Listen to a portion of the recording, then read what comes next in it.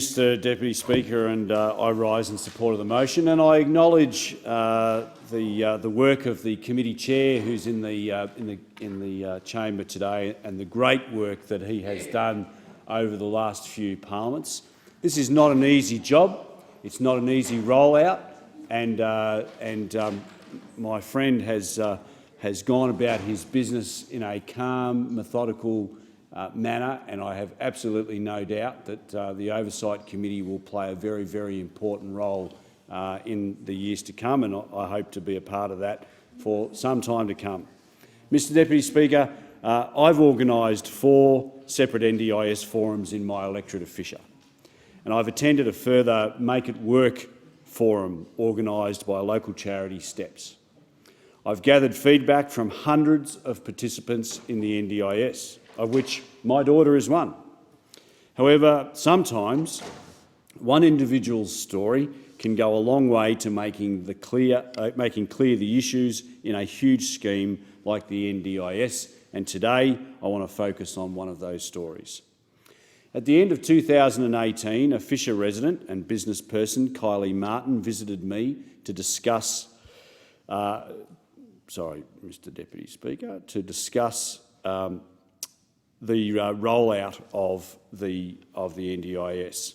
Now, Kylie is the founder of Chatterboxes, a nurturing speech pathology practice in Minyama.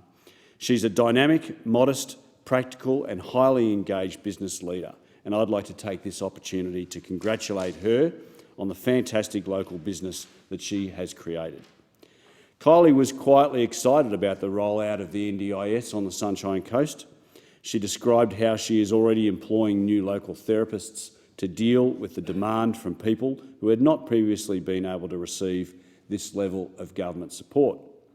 Kylie's story, like that of so many I heard during my time on the NDIS committee, was indeed a positive one.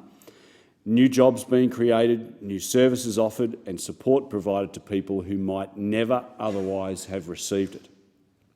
However, Kylie had some concerns about how the program was to be implemented, and I've been working with her and with the NDIA to explore those. As this motion describes, I'm pleased to say that the government and the NDIA, and in fact the committee, the Oversight Committee, have since our meeting acted to deal decisively with many of these issues. Kylie explained to me that while she would like to be able to have her team travel more to their patients to deliver therapy in a familiar and comfortable setting, 20 minutes of travel time was not sufficient in a regional area like the Sunshine Coast. I was therefore pleased to see that in June this year, the government announced increases in provider travel caps from 20 minutes to 30 minutes in metropolitan areas and from 45 minutes to 60 minutes in regional areas. These changes will mean more providers like those in my electorate will be able to travel to deliver care in the most effective location. Kylie also explained that while the NDIS's current pricing structure for therapies was adequate on the Sunshine Coast, without further review and increases over time, many providers would soon face tough times. That's why I'm pleased to see the government recently announced significant increases in the base prices for attendant care and community participation, as well as increases of up to 4.5% for supports like assistance with daily activities.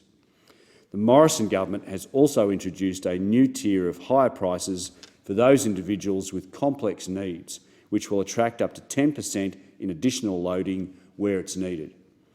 I was also heartened to see that following this year's annual review, the NDIA will be improving its processes for future annual price reviews to ensure that it has providers like Kylie's, like Chatterboxes, to have their full confidence. Kylie's practice deals with many children, and she expressed concerns to me about how the slow pace at which some were gaining access to early childhood, early intervention supports. She explained how these delays not only affect the children concerned, but can make efficient forward planning and delivery for providers much more difficult. The government took action last month to speed up these processes with our new 6-month plan to resolve delays and backlogs for children. This will include standard interim plans, immediate streaming to specialists for participants with complex needs and additional resources where there is most need. The Morrison government is listening to what needs to be done to improve the NDIS, and we will keep doing so. And I call the member for Shaw.